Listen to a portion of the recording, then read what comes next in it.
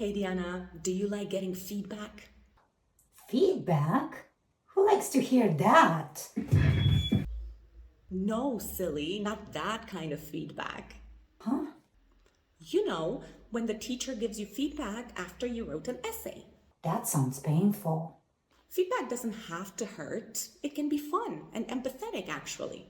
Want to learn more? You should register for the Bright Teachers Conference on Friday, 31st of May. That sounds interesting. What's the talk on? The workshop focuses on empathetic feedback, fostering respect and trust in the teacher-student relationship. Sign me up then. Oh, but Mana, please tell me it's online. It sure is.